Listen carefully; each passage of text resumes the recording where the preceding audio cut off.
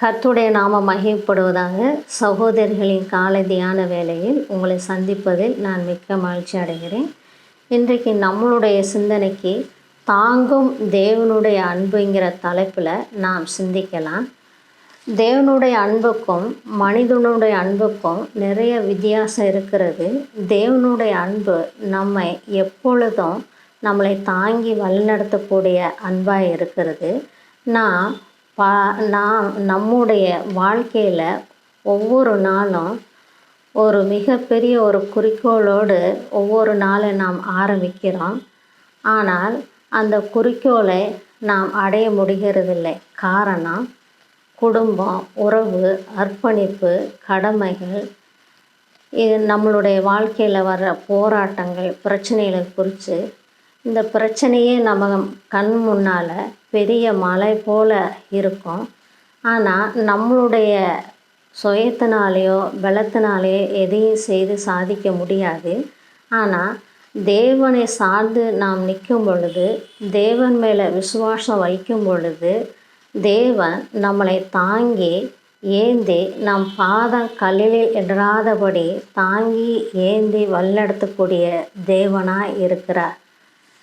ஏசாயா 41:10 இப்படியாக சொல்லுகிறது, நீ பயப்படாதே, நான் உன்னுடனே கூட இருக்கிறேன். திகையாதே, நான் உன் தேவன், நான் உன்னை பலப்படுத்தி உனக்கு சகாயம் பண்ணுவேன். என் நீதியின் வலது கரத்தினாலே உன்னை தாங்குவேன்.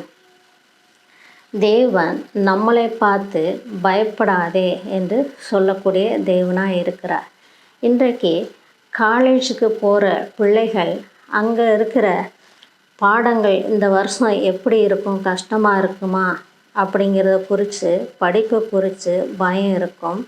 அங்குள்ள ஹெச்ஓடியை குறித்து, டீச்சர் வாத்தியரை குறித்து பயப்படக்கூடியவங்களாக இருப்பாங்க. அந்த பயம் வேண்டாம். தேவன் பயப்படாதே, நான் உன்னோட கூட இருக்கிறேன் என்று சொல்லுகிறார். நாம் நம்மளுடைய படிப்பை தேவனுடைய கரத்தில் ஒப்பு கொடுத்து நாம் படிக்கும் பொழுது, தேவன் தேவையான நல்ல ஒரு கல்வியை கொடுத்து நல்ல அந்த பாடத்தை படித்து முடிக்க ஆண்டவர் உதவி செய்வார். அது மாத்திரம் இல்லை, புதுசாக இன்றைக்கி வேலைக்கு போகிற பிள்ளைகள் கூட பயப்படக்கூடியவங்களாக இருக்கிறாங்க. அங்குள்ள ஓனர் எப்படி இருப்பாங்க, மேனேஜர் எப்படி இருப்பாங்க, ஒவ்வொரு ஸ்டாஃபு எப்படி இருப்பாங்க, அந்த வேலை நமக்கு கடினமாக இருக்குமா, கஷ்டமாக இருக்குமா அப்படிங்கிற பயம் இருக்கும். ஆனால் இதெல்லாம் நம்ம என்ன செய்யக்கூடாது, பயப்படக்கூடாது. தேவன் நம்ம கூட இருக்கிறார். நம்ம பார்க்குற வேலையும் ஆண்டவர் கரத்தில் ஒப்பு கொடுத்து நாம் ஜெபிக்கும் பொழுது அந்த வேலையை எப்படி செய்ய வேண்டும்ங்கிறத நமக்கு கற்றுத்தரக்கூடிய தேவனாக இருக்கிறார். அது மாத்திரம் இல்லை, இன்றைக்கு கடனை குறித்து நிறைய பயப்படக்கூடியவங்களாக இருக்கிறாங்க. கடன் ஒரு மலை போல் இருக்குது. இந்த வருஷத்தில் எப்படி இந்த கடனை கட்டி முடிக்கிறது, பிள்ளைகளுக்கு எப்படி ஃபீஸு கட்டி முடிக்கிறது என்று சொல்லி பயப்படக்கூடியவங்களாக இருக்காங்க. ஆனால் தேவன் நமக்கு சகாயம் கொடுக்கக்கூடியவராக இருக்கிறாரு, உதவி செய்யக்கூடியவராக இருக்கிறாரு, ஒத்தாசை செய்யக்கூடியவராக இருக்கிறாரு. பயப்படாதே, திகையாதே, கலங்காதேன்னு சொல்கிறார். நம்ம எதை குறித்து பயப்பட வேண்டாம், கஷ்டப்பட வேண்டாம். நம்ம என்ன செய்யணும், நமக்கு சகாயராக இருக்கிறாரு தேவன்.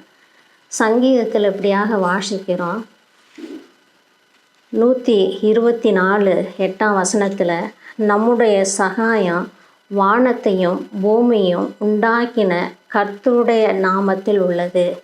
நமக்கு தேவன் சகாயராக இருக்கிறார், உதவி செய்யக்கூடியவராக இருக்கிறார், நன்மை செய்யக்கூடியவராக இருக்கிறார்.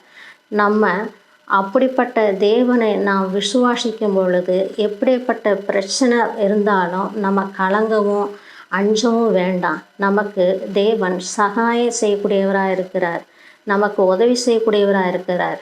அப்படிப்பட்ட தேவனிடத்தில் நம்மளுடைய கஷ்டத்தை சொல்லும் பொழுது நமக்கு உதவி செய்து சகலத்தையும் நன்மைக்கு ஏதுவாக செய்யக்கூடிய தேவனாக இருக்கிறார், உதவி செய்யக்கூடிய தேவனாக இருக்கிறார். அது மாத்திரம் இல்லை, என் நீதியின் வலது கரத்தினாலே உன்னை தாங்குவேன்.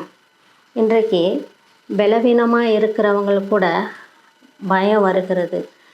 ஆஸ்பத்திரிக்கு போகும் பொழுது இன்னும் வியாதின்னு சொல்லும் பொழுது அவங்களுக்கு பயம் வருகிறது. அது மாத்திரம் இல்லை, அந்த நாளில் ட்ரீட்மெண்ட்டுக்கான பணம் இல்லைன்னு சொல்லி கவலைப்படுறாங்க. தேவன் நமக்கு உதவி செய்யக்கூடியவராக இருக்கிறாரு. அந்த இடத்துல நமக்கு இருக்கிற பலவீனத்தை நீக்கி நம்மளை பலப்படுத்தி ஆண்டவருடைய கரம் நீதியின் கரத்தினாலே உன்னை தாங்குவேன் என்று சொல்கிறாரு.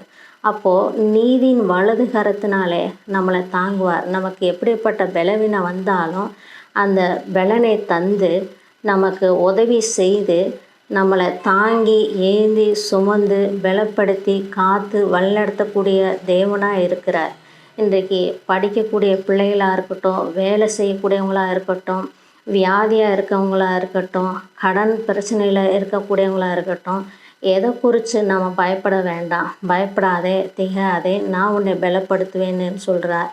நீதியின் கரத்தினால் உன்னை தாங்குவேன் என்று சொல்கிறார். இப்படிப்பட்ட தேவனை நாம் நம்பி விசுவாசத்தோடு நாம் வாழ்வோம். ஒவ்வொரு நாளும் தேவனுடைய கரத்தில் ஒப்பு கொடுத்து நாம் ஒவ்வொரு நாளை தொடங்கும் பொழுது நம்மளை ஆசீர்வதித்து வழிநடத்தி தாங்கி வழிநடத்துவார். உங்களையும் என்னையும் தேவன் தாமே ஆசீர்வதிப்பாராக.